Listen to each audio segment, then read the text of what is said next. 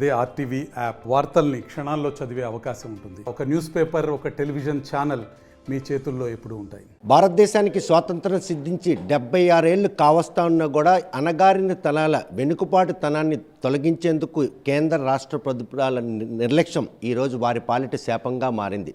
విభజించి పాలించాలన్నటువంటి వారి అభిమానానికి అనుకూలంగా ఈరోజు ఎస్సీ వర్గీకరణ విషయంలో మాత్రం రాష్ట్ర కేంద్ర ప్రభుత్వాలు తీసుకున్నటువంటి చర్యలు ఈరోజు వారికి మాత్రం రాజ్యాధికారం సిద్ధించకపోవడమే కాకుండా రాజకీయంగా ఎదుగుదలకు తోడ్పాటునివ్వకపోవడం, ఈ పరిణామాలన్నీ కూడాను ఆయన రాజకీయాలకు వచ్చిన నాటి నుండి ఆ కులాలకు ఉన్నటువంటి వెనుకబాటును తొలగించేందుకు కేంద్ర రాష్ట్రంతో అధికారుల నుండి ప్రతిఘటించినటువంటి మాజీ కేంద్ర మంత్రి చింతామోహన్ మనతో ఉన్నారు. చూస్తే కనుక ప్రస్తుతం కూటమి ప్రభుత్వం కొలువు తీరింది. ఎస్సీ వర్గీకరణ మీద మాత్రం ఒక దృష్టి సారించింది.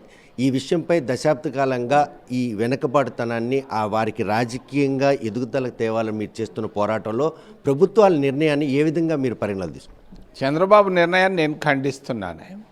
స్టాలిన్కు లేనటువంటి ఆలోచన, కేరళ కమ్యూనిస్టు ప్రభుత్వంలో లేనటువంటి ఆలోచన, ఉత్తరప్రదేశ్లో బీజేపీ ప్రభుత్వానికి లేనటువంటి ఆలోచన చంద్రబాబుకు రావడం అనేది పొరపాటు, తప్పు. దాన్ని ఖండిస్తున్నా.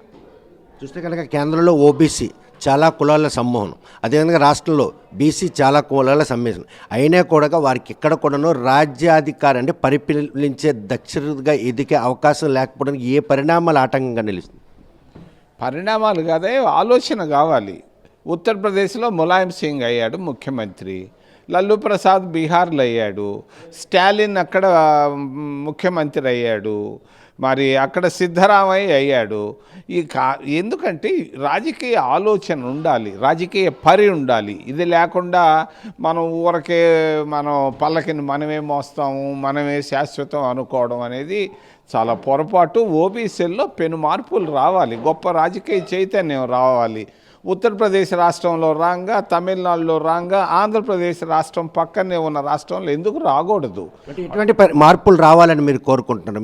మీ అనుభవంలో ఓబీసీ అదేవిధంగా ఎస్సీ వర్గీకరణ విషయంలో అలుపెరగని పోరాటం చేస్తున్న ఈ నేపథ్యంలో ఎటువంటి మార్పులు వస్తే దేశంలో అందని ద్రాక్షగా మిగిలిన ఆ పదవి వారికి అందుబాటులోకి వచ్చావు? ఎస్సీలు ఓబీసీలు కలిసిన రోజు మైనారిటీలు మనతో వస్తారా? వీళ్ళని ఎస్సీలని ఓబీసీలు కలిపే ఆలోచనలో భాగంగానే నేను శ్రీకాకుళం రావడం జరిగింది. నేను తప్పనిసరిగా 2029 కల్లా ఎస్సీలని ఓబీసీలను కలిపి మరి ఓబీసీని ముఖ్యమంత్రి చేసే దాంట్లో నా రోల్ తప్పకుండా ఉంటుంది. 75 సంవత్సరాల్లో ఓబీసీ ముఖ్యమంత్రి కాకపోవడం ఆంధ్రప్రదేశ్ రాష్ట్రానికి దురదృష్టకరం. వాళ్ళందరూ చైతన్యవంతులు కావాలి. ఓబీసీలు ఆంధ్రప్రదేశ్ రాష్ట్రానికి ముఖ్యమంత్రి అయ్యే ప్రయాణం చేయాలి. కానీ ఆ అవకాశాలకు అనుగుణంగా పాలించిన వారు అడుగడుగున ఆటంకం కల్పిస్తారు. ఆ కల్పించి అతిక్రమించి వాళ్ళందరూ కూడా కలిసి వస్తారని అనుకుంటున్నారా? మీ ఆశ నెరవేరుదా? తప్పకుండా నా ఆశ నెరవేరుతుంది. అనుకున్నదల్లా జరిగిపోయింది భారతదేశంలో. అది ఏం పెద్ద విషయం కాదు. నేను కాంగ్రెస్ పార్టీని కూడా ఆ విషయంలో ఓబీసీలను ముఖ్యమంత్రి చేసే విషయంలో కూడా నేను వాళ్ళతో మాట్లాడి వాళ్ళని కన్విన్స్ చేస్తానన్న నమ్మకం ఉంది. ఎందుకు పక్క రాష్ట్రాల్లో అయ్యారు, ఇక్కడ ఎందుకు కాకూడదు? 75 సంవత్సరాల్లో ఒక్కరోజు కూడా కాకూడదా? ఇది ఓబీసీ ముఖ్యమంత్రిగా కావాలని అవ్వాలని నేను కోరుకుంటున్నాను. భవిష్యత్తులో నా ప్రణాళికలు, ఆలోచనలు, మూమెంట్లు ఆ దశలో ప్రయాణం చేస్తున్న ఈ ప్రయత్నంలో ఎస్సీలు ఓబీసీలు వీళ్ళు మాత్రం ఒక రిలేటెడ్ మోడ్ కారు వాళ్ళు వీరిని అనగారికులంగానే చూస్తారు, వారు అగ్రకుణాలుగా వ్యవహరిస్తుంటారు. ఈ తరుణంలో ఎటువంటి రిలేషన్ లేని ఈ మధ్యన ఎటువంటి రిలేషన్ ఉంటే ఈరోజు అనుకున్న ఆశయ సాధనకి దోహదపడుతుంది? ఇదేం పెద్ద గొప్ప సంగతి కాదా? ఉత్తరప్రదేశ్లో నేను కలిపాను ఎస్సీలని ఓబీసీలని. ములాయం సింగ్ని, కాన్షీరామ్ని మా ఇంటికి పిలిచాను 1992 డిసెంబర్ 10వ తారీఖున. ఇద్దరిని పిలిచి చెప్పాను, అక్కడ మసీదు పడిపోయింది, ఈ పరిస్థితుల్లో మీరిద్దరం కలవడం మంచిది అని. వాళ్ళు కొంత భేదాభిప్రాయాలు ఉంటే కూడా వాళ్ళిద్దరిని కలిపాను. మరి వెంటనే ప్రెస్ కాన్ఫరెన్స్కి పంపించాను. ఢిల్లీలో ప్రెస్ క్లబ్లో వాళ్ళు డిక్లేర్ చేశారు. మీరు చేసిన తప్పుకే ఆ రోజు క్యాబినెట్ నుండి మిమ్మల్ని తొలగించడం జరిగింది. అవి జరుగుతుంటాయి రాజకీయాల్లో. పివి నరసింహారావు గారికి ఇష్టపడలేదు, నన్ను అన్నాడు ఆయన, ఈ ఎస్సీలని ఓబీసీలు కలిపితే మేము బ్రాహ్మణులు మేము ఎక్కడ పోవాలా అన్నాడు. సార్ నేను చేసింది పొరపాటు కాదు, కరెక్టు, సెక్యులర్ ఇంట్రెస్ట్లో నేను చేశాను, సెక్యులరిజాన్ని నిలబెట్టాలి భారతదేశంలో అంటే ఇదొక్కటే మార్గం అంటే ఆయన నిరుత్సాహపడ్డాడు, నిస్పృహను నా ముందు వ్యక్తం చేశాడు. కరెక్ట్గా 1 సంవత్సరం తర్వాత ములాయం సింగ్ ముఖ్యమంత్రిగా రాజ్భవన్కి వెళ్ళి కాన్షీరాము వాళ్ళిద్దరూ జాబులు ఇచ్చిన తర్వాత పివి నరసింహారావు, నేను ఆ రోజు లక్నోలో ఉన్నాను క్లార్క్ హోటల్లో, నాకు ఫోన్ చేశాడు. మా వాళ్ళు పోయి ఇస్తానంటే లెటర్ తీసుకోవటం లేదు, వాడు విపి సింగ్ లెటర్ తీసుకున్నారు, జనతా పార్టీ లెటరు, మనకు కూడా 22 ఉన్నాయి, కొంచెం చూడవయ్యా అని అన్నాడు నన్ను. నేను అడిగాను, ఆ రోజు నన్ను వ్యతిరేకించారు, ఇప్పుడు ఎందుకనంటే అయిపోయింది, ఇప్పుడు భవిష్యత్తులో మా లెటర్ కూడా చూడు రాజ్భవన్లో యాక్సెప్ట్ చేసేట్టుగా మీ వాళ్ళకు చెప్పు అని చెప్పాడు. నేను చెప్పాను, విపి సింగ్ వచ్చినాయి, కాంగ్రెస్ పార్టీకి వచ్చినాయి, ఎస్పీ బీఎస్పీలు కలిపి అమోఘంగా ములాయం సింగ్ని ముఖ్యమంత్రిని ఆ రోజు చేశాం. చూస్తే కనుక మీరు ఆ రోజు నాటినటువంటి ఆ బీజం బలమైనది కాకపోవడం ఇప్పటి వరకు ఓబీసీ అదేవిధంగా ఎస్సీలు ముఖ్యమంత్రి కావచ్చు, అటు ప్రధానమంత్రి కావడంలో ఆటంకంగా నిలడానికి ఆ విత్తనంలో బలం లేకపోవడం. విత్తనాల్లో బలం ఉందా, కాకపోతే ఏంటంటే రాజకీయ కలతలు క్రియేట్ చేస్తారు. చాలా తెలివైన వర్గాలు, ఉన్నత వర్గాలు, వాళ్ళకి వీళ్ళు చిన్న వాటిల్లో తగాదాలు పెట్టారు. తగాదాల రూపంలో లేకపోతే తాయిలాల రూపంలో వారిని ఎదుగుదలకు ఆటంకం కల్పిస్తున్నారు. తాయిలా లేదు, అవి ఏం కాదు, వాళ్ళకి చిన్న మనసు కష్టాలు క్రియేట్ చేశారు. ఆ రోజు చీఫ్ సెక్రటరీగా సుబ్రహ్మణ్యం అనే ఆయన పెట్రోలియం సెక్రటరీగా ఉంటే ఆయన అక్కడ చీఫ్ సెక్రటరీగా పంపించాడు ఉత్తరప్రదేశ్ రాష్ట్రానికి. ఆయన బతికున్నాడో చచ్చిపోయినాడో నాకు తెలీదు, మన ఆంధ్ర వాడే. ఇద్దరిని డివైడ్ చేయవయ్యా అని చెప్పాడు. ఎస్పీ బీఎస్పీ కాన్షీరాము ములాయం సింగ్కు కలిసి ప్రభుత్వాన్ని ఏర్పాటు చేస్తే చీఫ్ సెక్రటరీకి బాధ్యతలు ఇచ్చాడు ఆ రోజు ఉన్నటువంటి ప్రధానమంత్రి పివి నరసింహారావు.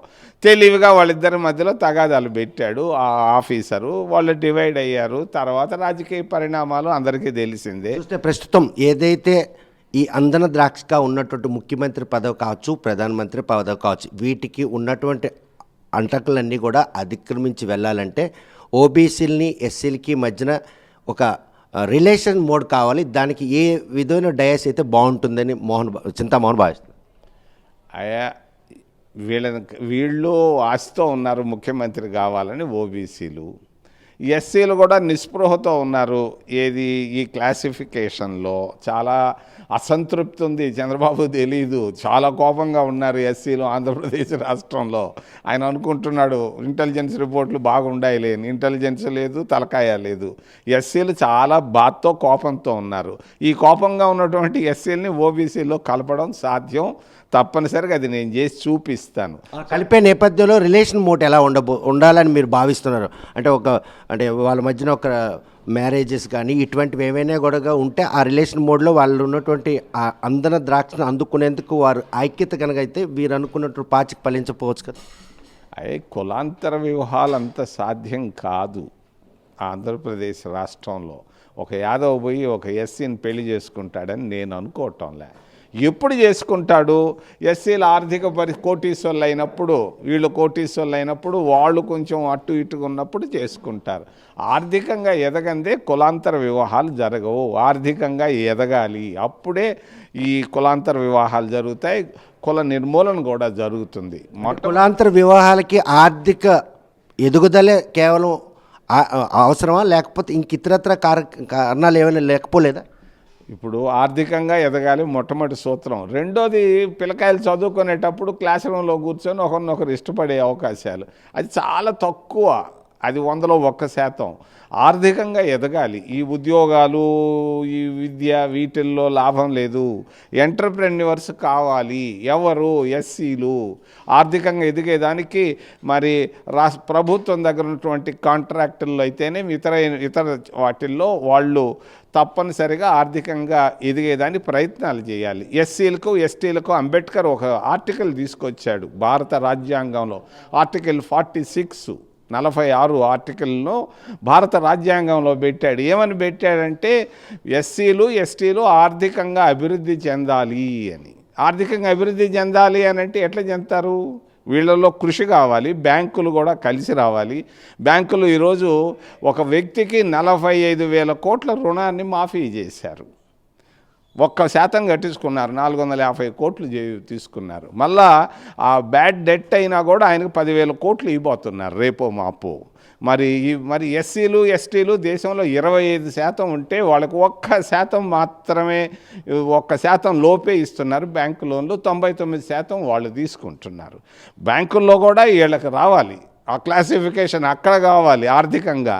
వీళ్ళకు కూడా 25% ఉన్న వాళ్ళకి కనీసం 20% బ్యాంకు లోన్లు ఇవ్వాలి. ఆ విషయంలో ముందుకెళ్ళాలి. ఆర్థిక పరిపుష్టి ఉంటే ఇంటర్ క్యాస్ట్ మ్యారేజెస్ సాధ్యమని మీరు భావిస్తున్నారు?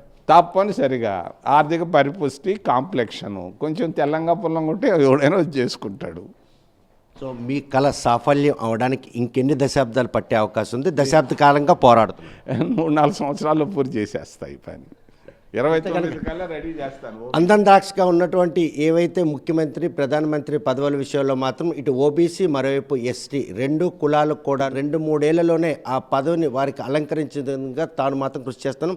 సుమారు 7 దశాబ్దాలుగా ఈ పోరాటం కొనసాగుతున్నా కూడాను కొంతమంది స్వార్థపరుల కారణంగానే ఇన్ని కులాల సమూహం కూడా ఈరోజు ఆ పదవులకి నోచుకున్నటువంటి పరిణామాలు చోటు చేసుకున్నాయి. కాబట్టి భవిష్యత్తులో మాత్రం ఓబీసీకి సామాజిక కానీ లేకపోతే ఎస్సీ వర్గానికి సంబంధించిన రాష్ట్రంలో ముఖ్యమంత్రి, కేంద్రంలో ప్రధానమంత్రి కావడం తథ్యమని చెప్పి చింతామోహన్ ఆశాభావం వ్యక్తం చేస్తున్నారు. మరి ఈ విషయంలో ఇప్పుడున్నటువంటి ప్రభుత్వాలు ఏ విధంగా వారికి చేదోడుగా నిలుస్తాయి, వారు అందరిదాకా మిగిలినటువంటి ఆ పదవులు వారు అందుకునే రోజు ఎప్పట్లో మనం చూస్తాం అన్న విషయం వేచి చూడాల్సింది. వీడియో జర్నలిస్ట్ రామకృష్ణతో సత్యం, RTV శ్రీకాకుళం. మరిన్ని వీడియోస్ కోసం ఛానల్ ని సబ్స్క్రైబ్ చేయండి, లేటెస్ట్ అప్డేట్స్ కోసం వాట్సాప్ ఛానల్ ని ఫాలో చేయండి అండ్ లింక్ డిస్క్రిప్షన్ లో ఉంది.